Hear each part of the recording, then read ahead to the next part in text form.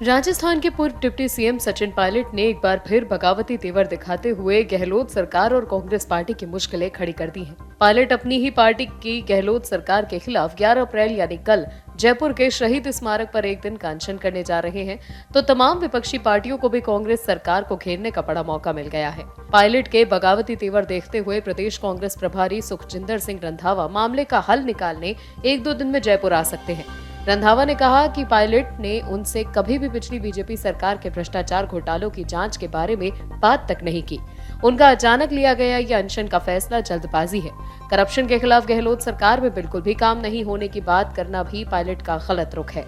Pilot की ओर से CM Gehlot को लिखे गए 28 मार्च 2022 और 2 नवंबर 2022 के दोनों लेटर भी प्रभारी सुखजिंदर सिंह रंधावा ने गहलोत से देखने के लिए मांगे हैं। प्रभारी रंधावा ने फोन पर मीडिया से बातचीत में कहा कि पायलट ने कभी भी उनके सामने भाजपा के समय हुए करप्शन के मुद्दे पर कार्रवाई की बात नहीं रखी।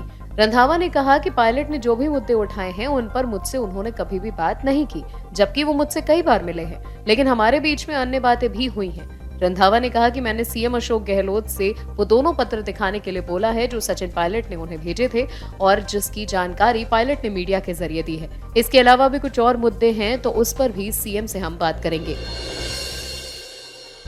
कांग्रेस पार्टी के मीडिया प्रमुख पवन खेड़ा ने बीजेपी पर निशाना साधा है। पवन खेड़ा बोले कि शायद अपने परम मित्र को बचाने के लिए सरकारी तंत्र और फंड का इस्तेमाल कर विपक्ष पर ताक झांक करना मोदी सरकार की मजबूरी बन चुकी है। 1000 करोड़ रुपए खर्च कर मोदी सरकार लोकतंत्र को कुचलना चाहती है। पेगासस, कैम्ब्रिज एनालिटिका और हाल ही में सामने आए टीम जॉर्ज की तरह क्या मोदी सरकार ने अब लोगों और संस्थानों की जासूसी, निगरानी और ताक झांक करने के लिए एक नया स्पाईवेयर खरीदा है? इनमें शामिल है विपक्षी दल, NGO, media house, civil society कार्यकर्ता, न्यायपालिका, चुनाव आयोग और लोकतंत्र की किसी भी तरह से रक्षा करने वाली हर दूसरी संस्था। एक बार फिर भाजपा सरकार अवैध जासूसी और असंवैधानिक निगरानी रैकेट में अपनी भूमिका और मिलीभगत के लिए राष्ट्र के सामने बेनकाब हो गई है। आपको बता दें कि कांग्रेस पहले भी कई बार बीजेपी पर अवैध जासूसी और असंवैधानिक निगरानी रैकेट चलाने का आरोप लगाती रही है। राजस्थान के कैबिनेट मंत्री प्रताप सिंह खचारियावास ने ये कहा कि सचिन पायलट कांग्रेस पार्टी के एसेट हैं। सचिन पायलट से आप क्या चाहते हो? सचिन पायलट बोल भी नहीं सकते हैं क्या?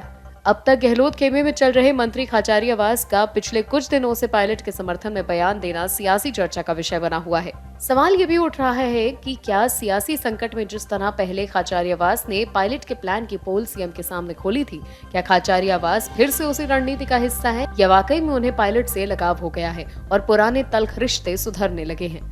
पायलट की ओर से प्रेस ब्रीफिंग में वसुंधरा राजे की पिछली बीजेपी सरकार पर भ्रष्टाचार और घोटाले के आरोप लगाने, उनकी जांच अब तक नहीं होने, गहलोत वसुंधरा में गठजोड़ और मिलीभगत पर सवाल खड़े करने और 11 अप्रैल को अपनी ही कांग्रेस पार्टी की गहलोत सरकार के खिलाफ जयपुर में पायलट के अनशन की घोषणा को इस तरह से खचारियावास ने जायज ठहरा दिया है। खचारियावास मीडिया के सवालों का जवाब देते हुए बोले कि सचिन पायलट कांग्रेस पार्टी के एसेट हैं, वो बोल भी नहीं सकते हैं क्या? आप उनसे क्या चाहते हैं? वो पार्टी के यंग लीडर हैं, पूर्व डिप्टी सीएम और पूर्व प्रदेशाध्यक्ष भी हैं। डेमोक्रेसी में सबको बोलने का हक है। सचिन पायलट ने कोई आवाज उठाई है तो वो उनकी खुद की आवाज है, वो आवाज कहीं से आई है। उन्होंने सवाल खड़े किए कि बीजेपी सरकार में करप्शन हुआ है और उस पर कार्रवाई नहीं हुई है तो कार्रवाई होनी चाहिए। महात्मा ज्योतिबा फूले जयंती यानी कल 11 अप्रैल पर सार्वजनिक अवकाश घोषित किया गया है। मुख्यमंत्री अशोक गहलोत ने अवकाश के प्रस्ताव को मंजूरी दी। अभी तक फूले जयंती पर ऐच्छिक अवकाश दिया जा रहा था। गहलोत ने आमजन की भावना और जनप्रतिनिधियों की मांग को ध्यान में रखते हुए ये निर्णय लिया है। महिला एवं बाल विकास मंत्री ममता भूपेश, राष्ट्रीय फुले ब्रिगेड टीम राजस्थान के प्रदेशाध्यक्ष दिनेश कुमार सैनी, नागौर पर्वतसर से लोकेश मालाकार सहित विभिन्न सामाजिक संगठनों और जनप्रतिनिधियों ने सार्वजनिक अवकाश घोषित करने संबंधित मांग की थी। हालांकि कल ही राजस्थान के पूर्व डिप्टी सीएम सचिन पायलट भी एक दिन का अनशन करने जा रहे हैं। ऐसे में सीएम गहलोत की ऐसे सार्वजनिक अवकाश की घोषणा कई तरह की अटकलों को जन्म दे रही है। सीएम अशोक गहलोत एक बार फिर से कोरोना नेगेटिव हो गए हैं। कोरोना संक्रमण का खतरा अब टल गया है। कोविड महामारी आने के बाद से गहलोत अब तक 4 बार कोरोना संक्रमित हो चुके हैं और रिकवर भी हो गए हैं।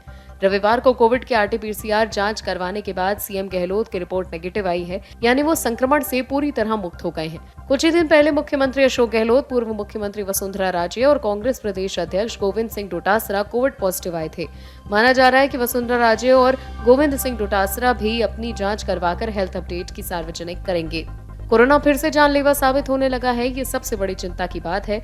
कोरोना संक्रमण से दौसा में एक व्यक्ति की मौत हो गई, जबकि प्रदेश में 165 नए कोरोना संक्रमित मामले सामने आए हैं। इनमें अजमेर में 5, अलवर में 2, बारां में 1, भीलवाड़ा में 5, बीकानेर में 21, चित्तौड़गढ़ में 7, दौसा में 1, जयपुर में 54, जैसलमेर में 2, जोधपुर में 13, कोटा में 3, नागौर में 14, राजसमंद में 15, सीकर में 2, सिरोही में 2 और उदयपुर में 9 संक्रमित मरीज शामिल हैं। आज के लिए बुलेटिन में इतना ही। अमर उजाला राजस्थान के साथ बने रहिए राजस्थान की और बड़ी खबरों के लिए।